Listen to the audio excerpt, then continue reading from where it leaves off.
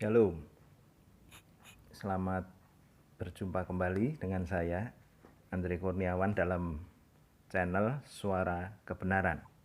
Kali ini kita akan membahas tentang satu topik, yaitu pemuritan, sebuah esensi dari gereja yang seringkali terpinggirkan, kalau tidak mau dikatakan terhilang. Pemuritan terdiri dari kata dasar murid, yang dalam bahasa Yunani, bahasa yang dipakai di dalam Perjanjian Baru, yaitu matetes. Nah, kata ini tentu merupakan satu kata yang sebenarnya sangat penting berkaitan dengan kekristenan kita. Kalau kita mengacu kepada amanat agung yang sudah lebih dari 20 abad yang lalu sebenarnya sudah dicanangkan oleh Tuhan Yesus. Ketika itu Tuhan Yesus telah mengutus orang-orang percaya agar pergi memberitakan Injil dan menjadikan sekalian bangsa muridnya.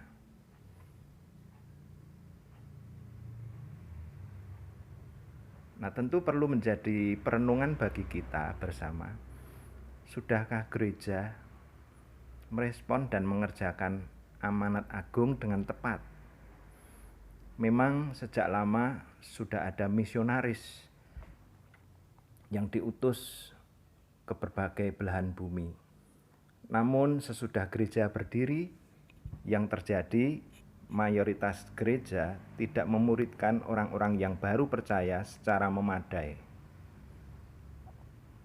Mereka lebih fokus kepada keanggotaan gereja atau membership semata dan kuantitas jemaat. Atau mungkin mereka, gereja-gereja yang berdiri itu, lebih disibukkan oleh berbagai aktivitas rohani, rutinitas yang harus dijalankan sehingga mereka bisa bertumbuh dengan baik. Tetapi dengan berjalannya waktu, ada satu hal yang penting dan mendasar, yaitu pemuritan yang dipinggirkan. Menjadi orang Kristen seharusnya menjadi murid Kristus. Orang-orang percaya seyogianya masuk dalam proses belajar kebenaran yang sejati dan mengikuti garis etis sebagai murid yang mau belajar. Jadi sebenarnya pemuritan adalah pintu masuk proses internalisasi menjadi orang Kristen. Karena orang Kristen identik dengan murid Kristus. Untuk itu gereja perlu menyiapkan kakak-kakak rohani yang dewasa sebagai pemimpin yang berfungsi.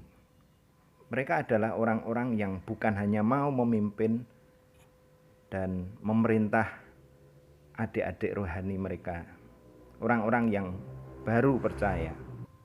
Semestinya mereka juga bukan orang yang hanya senang tampil, senang mendapatkan tugas, namun tanpa keteladanan hidup sebagai murid Kristus. Jika gereja abai terhadap pemuritan dan belajar kebenaran hanya sebagai sebuah opsi atau sebuah pilihan, artinya bukan suatu keharusan, bukan satu kebutuhan yang mendasar, atau bahkan mungkin pemuritan memang ada, tetapi hanya ala kadarnya, tidak dipersiapkan dengan baik, hanya menjadi salah satu bagian atau program dari kegiatan gereja yang tadi saya katakan hanya sebagai sebuah opsi. Mungkin ada yang hanya menganggap bahwa pranikah, konseling pranikah ini sebagai pemuritan. Tentu bukan hal yang tepat, karena pemuritan membutuhkan satu keterlibatan dari satu tekad untuk menjadi murid Kristus. Jadi bukan sebagai salah satu syarat untuk bisa mendapatkan sakramen pernikahan kudus misalnya dari gereja.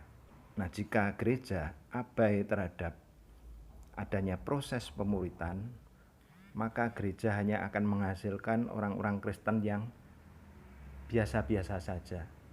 Orang-orang Kristen yang tidak memiliki visi sebagai murid Kristus. Orang-orang Kristen yang tidak memahami fungsinya sebagai anggota kerajaan Allah.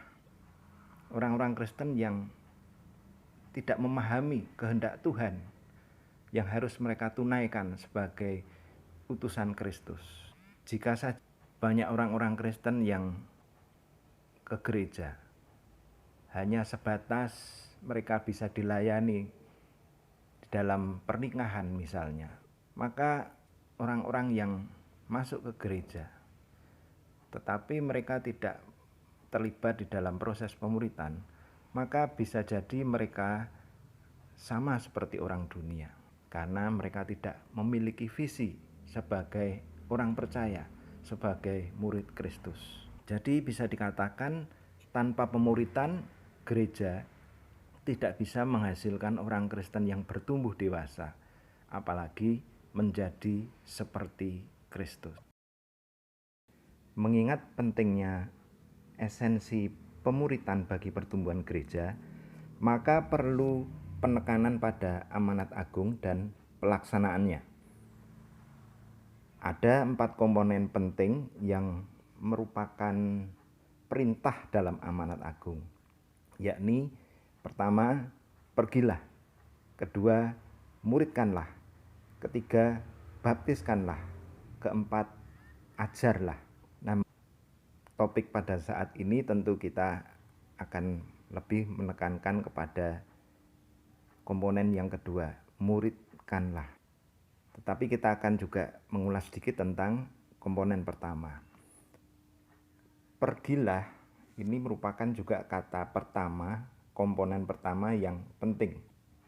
Dalam masa kini bagaimana kita bisa mewujudkannya?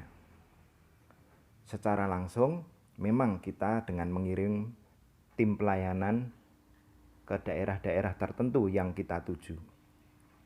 Dan yang kedua adalah melalui sosial media, mengingat kita hidup di era digital.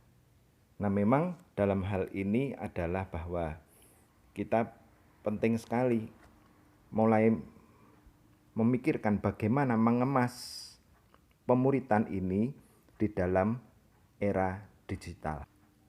Muridkanlah ini tentu yang menjadi pokok pembahasan kita pada kali ini.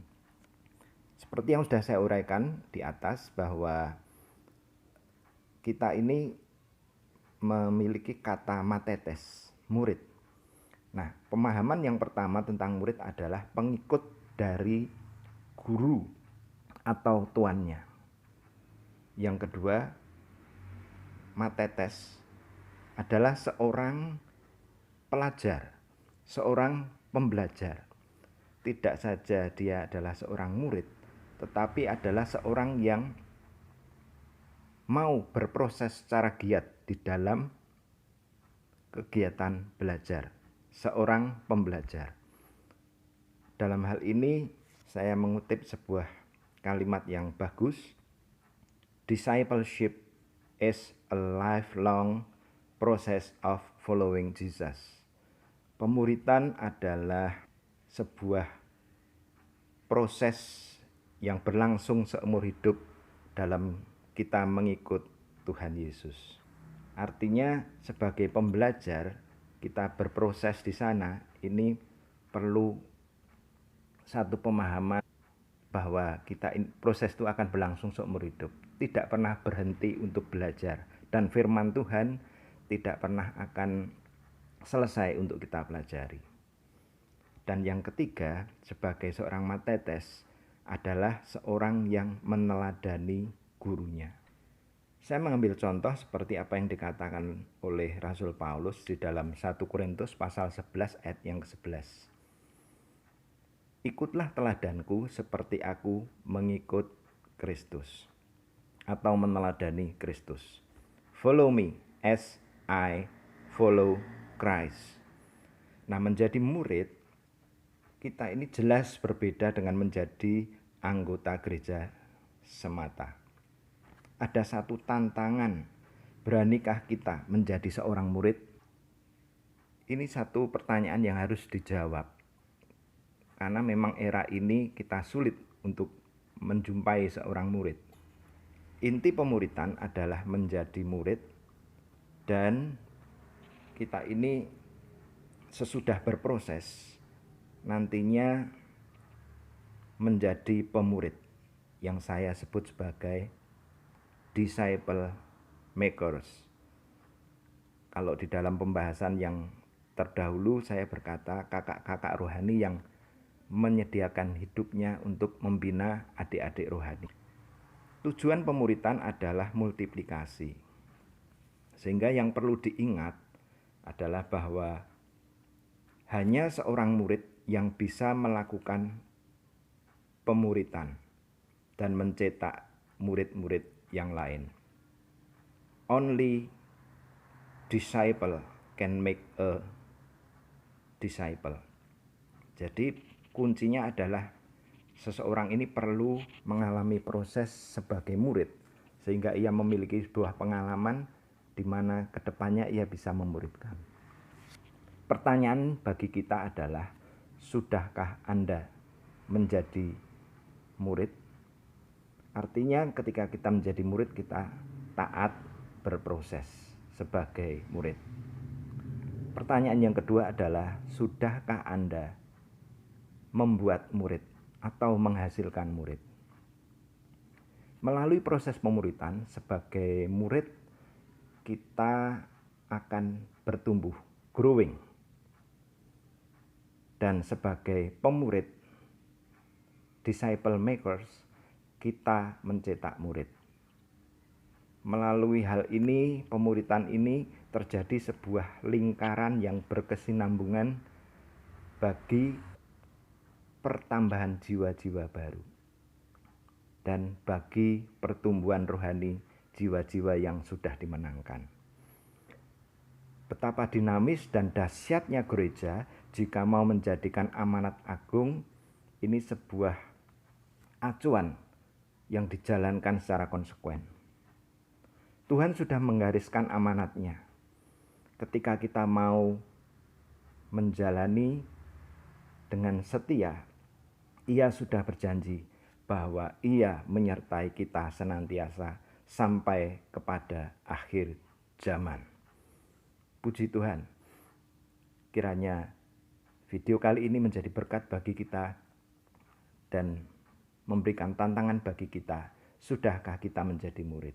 Dan sudahkah kita menghasilkan murid-murid bagi Tuhan Yesus? Amin.